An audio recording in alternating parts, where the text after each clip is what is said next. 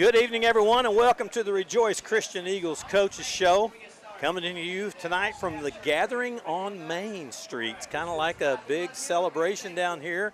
Kind of like the, well, I don't know if it'll be like Saturday morning in Texas. Texas State Fair? Yeah, I don't know about that this year. But if you're joining us online from somewhere in the area, we encourage you to head on down here. There's lots of festivities going on. Including bands? Including bands, which is like, probably 100 feet from us. So hopefully you'll be able to hear us over it. But we'll enjoy it. First Church here in Owasso's got their praise band going down here. Lots of food trucks, booths, live music, and more. Goes on till 9 o'clock, so we encourage you to come on down. I'm Bill Bush, and I'm joined here tonight by Mark Kirk, head coach of the Rejoice Christian Eagles, Brent Marley, and line coach Daniel Buttram. Tonight we're going to discuss that exciting win. If you were with us Friday night or if you were at the game, you'll have to agree with me. A very exciting win over the Claremore Sequoia Eagles and the upcoming road game against the Adair Warriors. And feel free to ask questions. We encourage you to ask questions during the show, and just click on the comment section, and you can have Todd send that to us, and he'll get that to us during the game.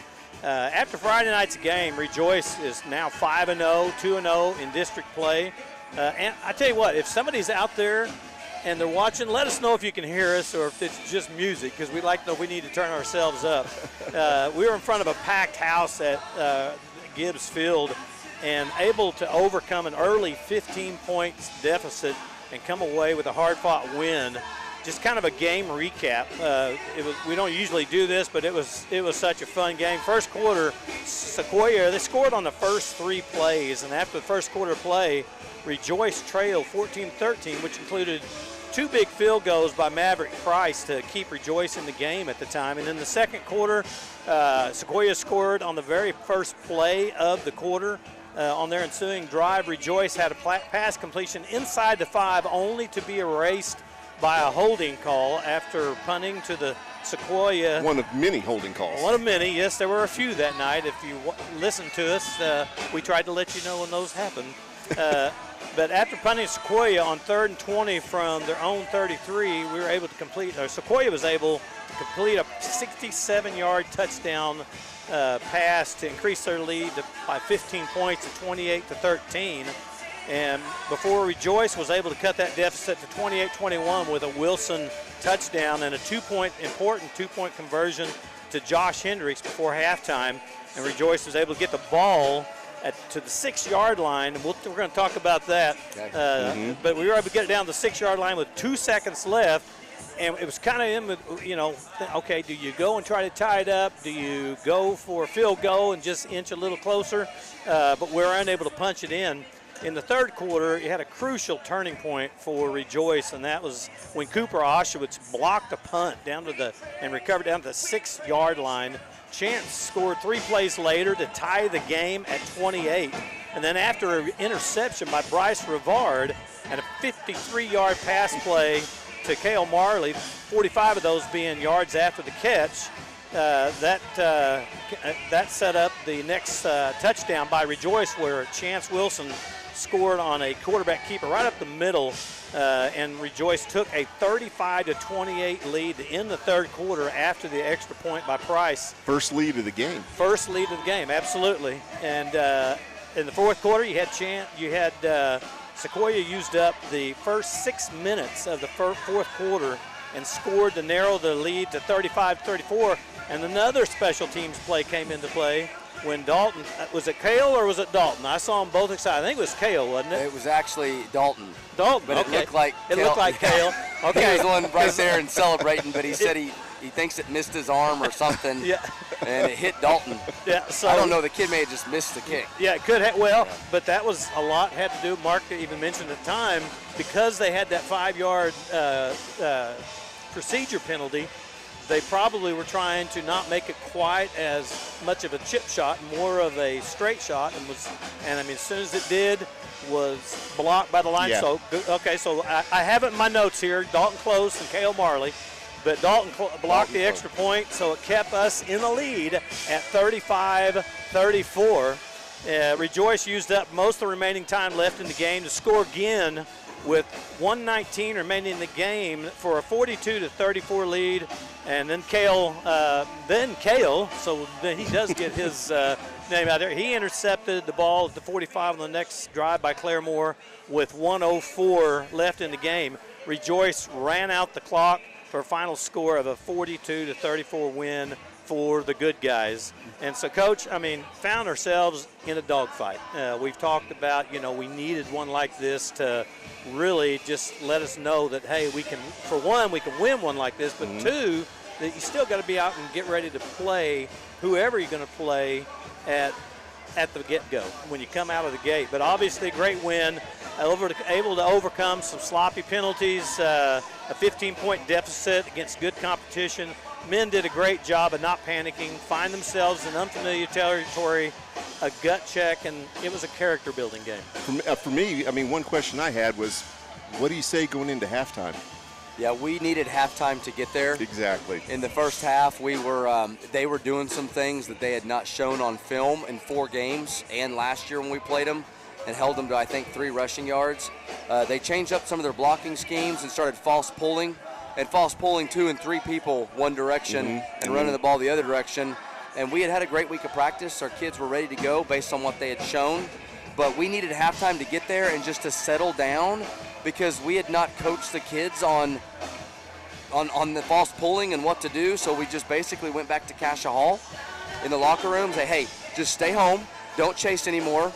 Okay, block down, squeeze down, spill, safeties run the alley. Everybody do your job. Don't start, and just calm down, relax. We got the ball first, we knew coming out of halftime, which was a little bit of the decision why we didn't kick the field goal before halftime. The whole goal was we lined up, we were going to go for it. No, let's go field goal. So we sent the field goal unit out, and then they called timeout.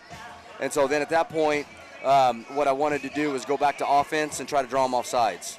And if they would have jumped off sides and we got the ball down to about the 3, then we were going to go for it. Yeah. If they didn't jump off sides, we're going to kick the field goal. Well, they didn't jump off sides, but we also had a play called just in case. And I just had a little unction, no, let's just stay in offense. We'd already kicked 2 field goals. We're getting the ball first after halftime. If we go in down 28-21 instead of 28-24, we'll roll with it. And obviously it didn't work out in our favor, but it did in the end.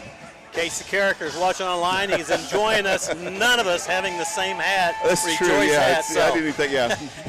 But there will not be any karaoke going on with the coaches. So I tried to talk them into it before it even started. If the price is right, I'll do anything. He will. Yeah. He's done it at school several times. Yeah, he might get on top of this table. I have no here. shame, so I don't mind. So, Coach Rutter, tell me about what your thoughts were after that game. We got in there. It was truly a dogfight for sure on both sides of the ball. But, in games like that, normally you think it'd be a low-scoring game, but it wasn't. We had a lot going on back and forth, but kind of what was going on in the trenches. We came in knowing that they had put up 57.5 points a game offensively. They have decided. Last year they were kind of in between. They like to run the wing tee. They get in spread when they get inside the red zone. This year they were sold out. Their kids were sold out. You play an academy like Air Force, Navy, West Point, and don't want to forget them. Army. Absolutely. Those young men are sold out to that offense, and that's why they're so successful. And these kids this year for Claremore Sequoia were sold out. And we knew, I don't know if we've played a better set of offensive line in one season through 5 games between Claremore Sequoia, the size that Beggs had, and really the size and speed and athleticism that Cassia Hall had. And our guys we just keep stepping into it. We've got a good group of guys that all push 265 to 325. For 2A, that's pretty good. And we got about 6 to 8 of those guys that will go out there, and we feel pretty confident in it. And it becomes a fist fight up front. It's down blocks, it's double teams, it's cut blocks, it's not pretty. Guys look beat up after the game, but you have to own that because you make them, instead of where they were hitting those run for 65 yards in other games, they're hitting them for 8, and we're making them snap the ball again. And that's where you get those opportunities because we have playmakers on the edge and outside backers that fly around, and so we want those guys to get an opportunity. And so honestly, we just said, listen, we've got to be disciplined. We play our game. We fit our gaps. If we all do our job, then we keep spilling it, and they got to run to the sideline. Yeah, I think you did. Certainly that that center, the center part of the field between the box, between the tackles, was really balled up most of the night. Did a good job on that on the defensive side. And, it's like Coach was saying, there was a lot of movement. All kinds of things happened. Some of it a little more movement than I thought should have been allowed by the whistle. But anyway, there was a lot of movement, a lot of things going on. On the offensive side of the ball, though, I mean, there was still – the running back, the backs always get the glory, right. For getting through the hole. But somebody's got to open that hole up. Yep. And I think I've seen so much more this year from the offensive line being able to open those holes and get those, those backs an opportunity to make yards in between the tackles again. And I think that's another excellent time to really kind of talk about the conditioning and that growth aspect that you guys have seen over as these kids have come up. Because a lot of these guys, they had a lot of experience a couple of years ago when times were a little rougher. And those guys have got that experience. Now they're getting the size and strength to go along with it. That's kind of what it looks like to me. I mean, how are you reading that? Yeah, I mean, Coach Marley, you can speak into this so well. But these are kids they've now been a part of Coach Barnett's strength and conditioning program since junior high, and so they've had the same voice in their ear, discipline as far as their eating habits, their weights. It's more than just lifting heavy weights. It's a strategy. We condition differently now with our big guys. We condition in bursts instead of long. Let's run gassers. They're running 10-yard sprints, and they're getting off the ball, and it's different. We're trying to be smarter about it with those guys. That's a lineman's life. I mean, those first 5 or 6 seconds of that play, right? Yeah, I mean, it's a sprint. And we've really tried to be better about that and how I condition. And we go fast in practice. We probably practice as fast as anybody else during the game. And so we move around, and those guys are moving around, and so we're really fortunate with that. And offensively, Coach can speak to that, but I feel like they've done a great job too. Well, yeah, and I was just going to kind of to tag on to that is that, again, all of your skill players get all the glory, but these guys, if they're not sustaining those blocks and giving chance and time to throw, he's not hitting his receivers. If they're not opening holes, he's not getting off for a chunk, or Drevin or Kale getting off for chunks of yards. How important is it that those guys have grown? Because you lost a lot of good linemen last year, and so now you've got some guys that are kind of new to this year, even though they've been practicing and in the program for 3 years, in the limelight and on a Friday night. This is kind of new to some of them. Yeah, I mean, we lost some key guys last year, but the guys that we've got coming back, the good thing is a lot of them got a little bit of experience last year. A few of them started. And they've just been a good cohesive group. Coach Barnett does a great job with them, not only in the weight room like Coach Butcham talked about, but just on the offensive line. And then Coach Butcham has them on the D-line. A lot of them, going both ways. But that practice tempo that he mentioned is huge on both sides. We practice offensively really fast. When we go into inside period, a couple days a week, we're going from hash to hash, back and forth as fast as we can. I mean, there's no standing around. We might get, 35 snaps in 10 minutes or 15 minutes. So we're trying to hurry it up. We don't really condition after practice. But all of that goes into play of just being, if you're a big guy and you're strong, and opening up holes, whether it's for Chance or Drevin or whoever, and then pass blocking. I think our pass pro's been really good this year. We got called for a couple of holdings Friday night when Chance would take off and run and had a couple big runs or made a big throw once. We got called for a holding call. When he extends plays, that's the only thing that it's a little bit sometimes is a detriment. If he gets outside and the linemen weren't expecting him to get outside, sometimes those things happen, but we'll live by that. I mean, we're willing to take that on, and the risk of that.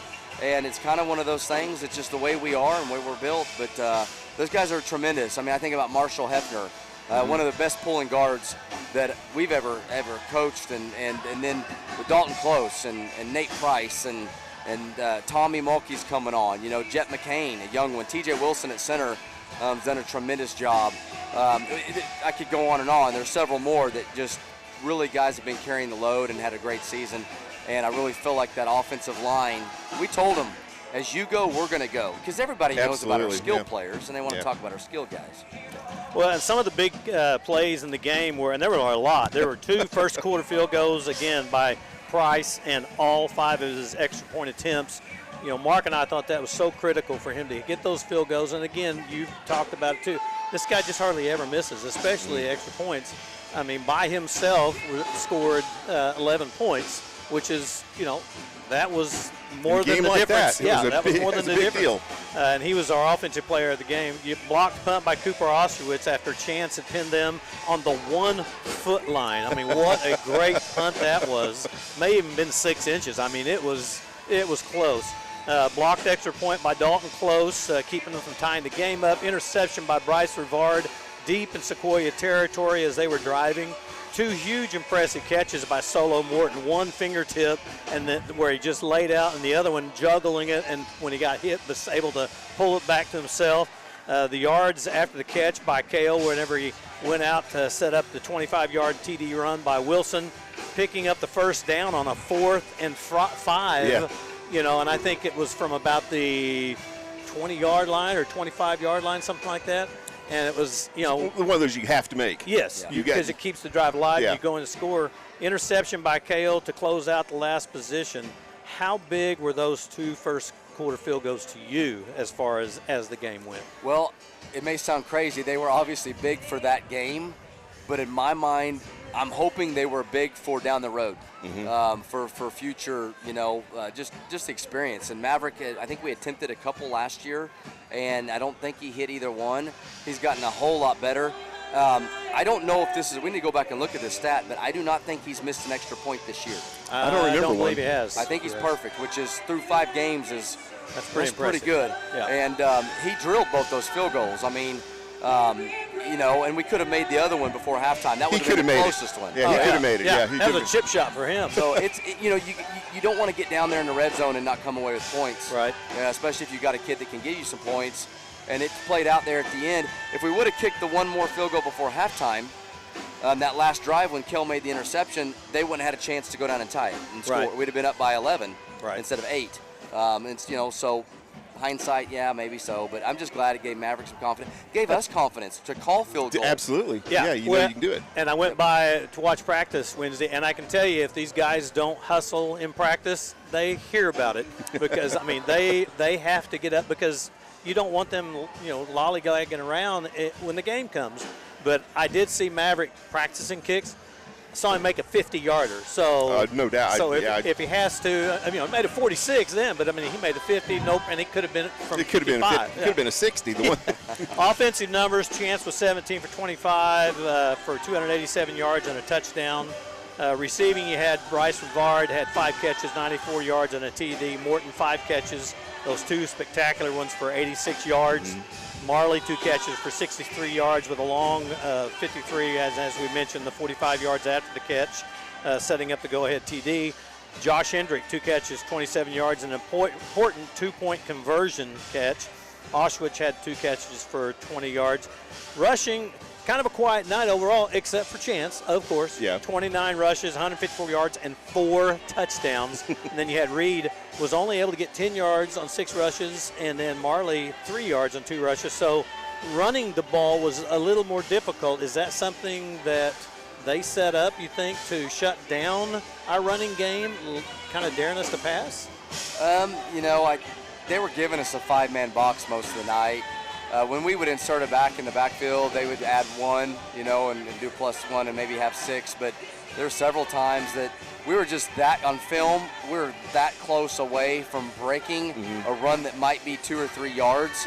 One key block or one guy, you know, slides off a double team or double team leaves a little bit early, you know. But it was close, and then it started opening up there at the end. I mean, Chance's go-ahead 25-yard touchdown run was kind of a case in point of that. Just so sometimes running the ball, you got to just keep pounding the ball, and eventually it's going to break, and it's going to break open, and it did.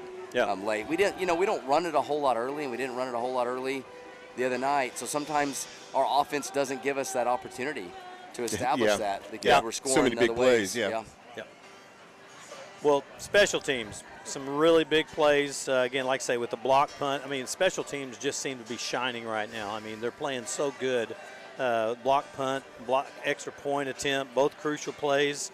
And defense had some great plays. The defense had a really great night, I thought. I mean, considering, I know, you know, we talked about it in the coaches show last week about what to kind of expect from Sequoia coming in, but I was really kind of impressed with some of the fireworks that they came out, you know, throwing the ball and really making some big plays out of it.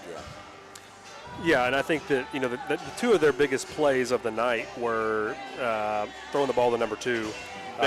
He's a big physical kid. One of those was just we were in man coverage, and he made a great catch. And the other one was we had him dead to rights in the backfield, and we kind of just didn't make the sack, and then he swims out and he throws it, and he caught us. We weren't rotating. We had the right coverage called. That's the frustrating thing in coaching sometimes is when we're trying to get guys lined up, and we just didn't. It didn't seem like maybe we were on the same page, and so we were so close to making that could have been an interception on that long 75-yard touchdown reception, but you know what?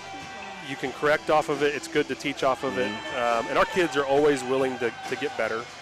Well, something I kind of noticed that it seemed like we always managed to get in position when the ball was on its way down there, but when you got that much of a height advantage sometimes, and he was not a bad receiver at all. I mean, I thought he had really good hands, and he made some excellent catches, but just that height advantage sometimes just enough to, you can't overcome that. Yeah, and that's just part of it, and honestly, it's just it's good for us because, the teams we want to keep playing against down the road, that's a thing that they like to do. And so it's good for us to teach it up and coach it up now in week 5 and 6 and maybe be prepared for what we want to see down the road.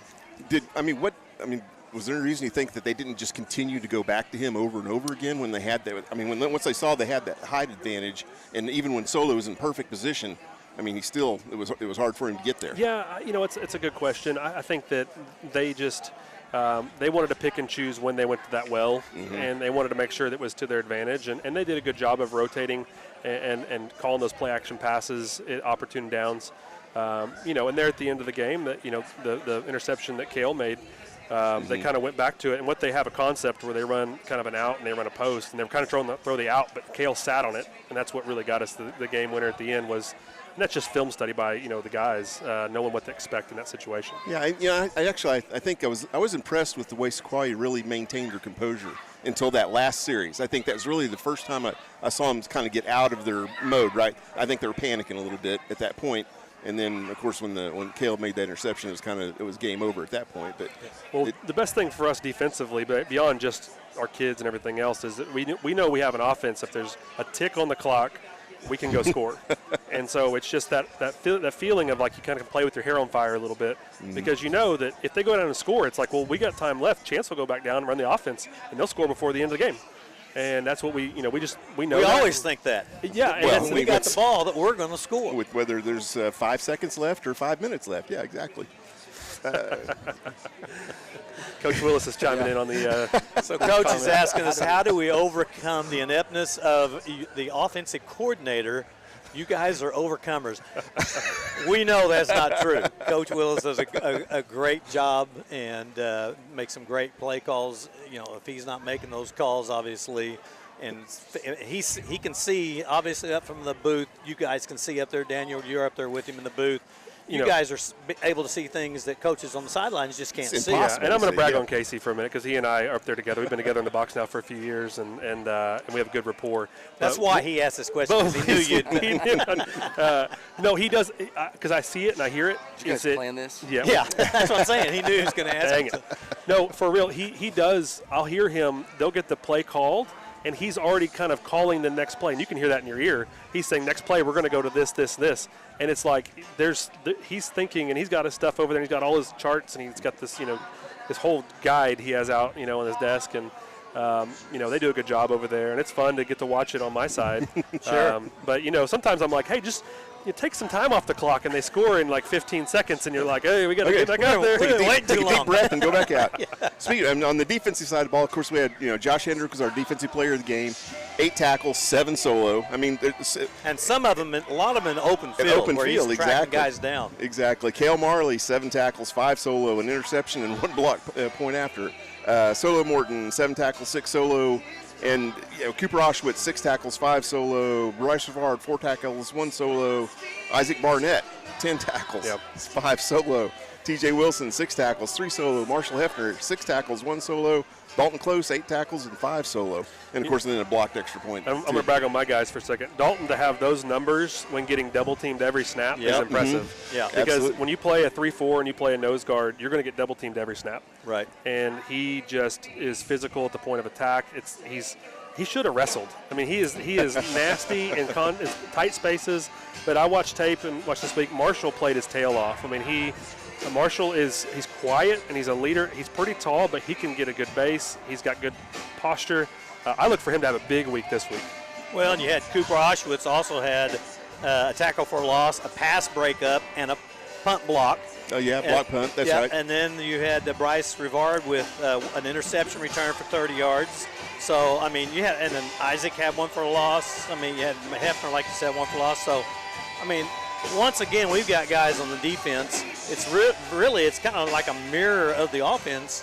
You're not depending on a handful of guys. Mm-hmm. There's people all over the field making plays. Sideline to sideline. Looking at that list, I mean, the last several years, or 2 years ago, the COVID year, I mean, we'd have 2 or 3 guys with a lot of tackles. And then just there's not much else, no more production. That list of just 7, 5, 8, 7, 8, 9, 10, 7, that is awesome. I mean, that's what you want, because that means you're getting productivity no matter where they take the football, where they run the ball. You've got guys in spots that hold down their spots and make plays. Absolutely. But it makes our job really hard up there. Yeah, it was picking a player of the game. Years, it's like, it's obvious it's going to be, We're going to just start taking straws, and when it comes out, whoever gets the short straw gets it. Well, the Eagles, they're going to go on the road this week. Like I say, great win last week, great character building. They're going to go on the road this week to take on the Adair Warriors. Coach, last time we went into Adair, they didn't treat us very well. Beat us 64-20. We returned the favor last year, beating them at our place 64-30. Looks like they're maybe down a little bit this year. They're yet to win a game, losing by pretty big margins. On paper, it looks like we should be able to go up there and pick up a victory. Could this be a trap game since we've got Veneta coming up next week? You got to be so careful in these games. You're thinking, guys, we can just go show up and we're going to win. Are they? Adair's not going to allow that. No, I mean they're a traditional, storied program in 2A football in Oklahoma. I mean they've got a lot of tradition there, a lot of pride. They're not going to want anyone to come in there and just slap them around, and rightfully so. They should be that way. Things haven't worked out for them on the scoreboard. They had Salina beat last week. I mean, Salina's got to take the final drive down and score to get the go-ahead and wind up winning that game. And, they were out without their quarterback for several games this year, and he's back and played against Salina, and we'll see him tomorrow night. And he's a good player, Reese Jackson. We'll have our hands full with him running the ball, and he throws it pretty well. And so we're just got to be ready to play. We've not been able to move on to Veneta. Like you said, we have a 1-0 philosophy. And we've talked about it as coaches. The coaches have watched a little bit of Veneta film, but we haven't ran Veneta plays with the kids. We haven't shown Veneta stuff. We're focused on Adair, and we've got to go win that game. And what kind of offense do you expect? Do they pass it more? Do they run it more balanced? What do you expect out of them? They're more run heavy with the quarterback run game, and the running back. A lot of read, a lot of counter and power and buck sweep and stuff like that with the quarterback. But he will throw it, and when he throws it, he's number 23, so it's not the traditional number for a quarterback. He was an athlete that last year wore 23 that they moved to quarterback this year, and he's dropped some dimes. On the film, he throws a good ball and will surprise you. So we've got to be ready, on both the run game and the pass game, and defend the whole field. Good job. It's like we said, you got to play every game, and that's why you show up, play the game in regards to who the opponent is. I think, once again, if Rejoice plays their game, you're going to win. You're going to win. It's just we've proven that over and over again. But you always wonder about going into places like this. I know when we went there at Adair a couple of years ago, it was not a good event for us. So you have to keep that in mind. That was a long night. That was a long night. It was a very long night. Use that for motivation. Yeah, so. exactly. Yeah. Show them that film saying, you guys want this to happen again? Yeah. Defense, what are they going to throw at you, Coach? As Coach Marley said, they're about 60-40 on the run side. They're going to run to set up the pass. A lot of bubble stuff, a lot of counter read. Again, they're going to keep the ball in their playmakers' hands, and they're going to try to make plays off of that. So, I've got bad memories of Adair. I remember Coach Marley and I went to Adair in 2015 with that ragtag squad we had, and that wasn't a good night either. So we would like to go over there and get a win for sure to kind of break that juju. But we definitely, we know Adair football means something over there, and it means something to us to go play over there and get a win. And so we're not taking it lightly. And our kids, we had a great practice today, and our kids are dialed in, and the game plan is we got a good one dialed up, and we really want to go over there and execute. And honestly, for us, it's we want to see some corrections as well from last week's film. Just what did we do wrong? Where did we rotate right in coverage? Did we line up right to this stunt? We want to make sure we do the right things. So was everybody sore after the last game? They were. It was a fight. When you get fight to who gets Oh, into the ice bucket about the players. the player. I was exhausted after that game. Bill and I were exhausted too. It was one of those. Yeah, definitely wears you out. That's for sure. Well, we had another great crowd last week. That's probably one of the biggest crowds that I remember seeing. It was packed on both sides of the field, standing room only. And, Coach, you've talked several times about how big it is to having that crowd cheering on the team. How big was that last week? I mean, was the crowd noise just so pretty awesome? I mean, our gate was the highest gate we've had since we've been at Rejoice since 2015. Not surprising. A tremendous gate, a great atmosphere. I mean, our fans just keep coming out, and it's not to a football one of our games. If you come to one of our games, our home games, if the weather's nice, like it has been, it's a 5A big game atmosphere. It's not a 2A atmosphere at all. No, not at all. No. Well, and we always travel well. Were you going to say that? Oh, no, I was going to say, I was watching our student section. They were getting set up at 5 o'clock. They were up there taping off bleachers and getting their stuff set up. Like, our students take it extremely serious. In our hallway, we have a giant sign that has every theme of every game for the entire season. Like, this matters to our students. And we love and appreciate what they do for us. Yeah, absolutely. And of course, it was cool seeing Eagle head on this side and Eagle head on this side, smoke coming out. We did have a better looking Eagle, and we had better smoke. So appreciate it. More vibrant, for That's sure. Right. Well, we always travel well, and we encourage everybody to go up I-44 and get off on Highway 28 and head east and go to Adair and keep. We always do a great job of traveling and watching, and we just encourage our fans to do the same thing as these guys continue their quest for that gold ball. And always, as always, if you can't make it to the game, you can always catch it online on this YouTube Rejoice Athletics TV channel. Mark and I will bring you that game live. And so, Coach, any final thoughts before we go off the air? No, just like you said, I just hope our fans make the trip and let's go to Adair and come away with the win. Yeah, let's go 6-0 after tomorrow night. We thank you all. Yeah, 6-0 I like sounds 6-0. really that good. That sounds good. Well, we thank you for joining us tonight for the Rejoice Christian Eagles Coaches Show, coming to you live, as you can hear, from the Gathering on Main. This goes on till 9 o'clock. We encourage you to come down here. It's a great atmosphere for the city of Owasso, so get on down here. We got the Eagle in the house here. Get in behind us here, Eagle. Come on around behind us here. But we'll there we are. Swoop. Like I said, we're going to have the coaches show next week. We're not quite sure, so because there's like a lot of scheduling conflicts with Mom's Night and it being a Thursday night game. So stay tuned to all the media that you can, as far as Rejoice goes, and we'll get that word out. Fields of Faith next Wednesday night. Oh, Fields of Faith next Wednesday night. So we'll be at Fields of Faith then. Yes. All right. So next Wednesday we'll be at Fields of Faith. So we'll be there at 7 o'clock next Wednesday, or we're going to do 6:30 again. Probably 6:30 because it's a little, or 6 to 8's the event. The gates open at 5 for the event. There'll be food trucks and pizza and drawings. It'll be a great time. And now we've gone from hot at 5:30. It's going to be freezing cold. We'll have our hoodies. That's all right. I'll take it. Yeah. So tune in tomorrow night with a pregame beginning at 6:20 thereabouts and kick off at 7 o'clock at Adair.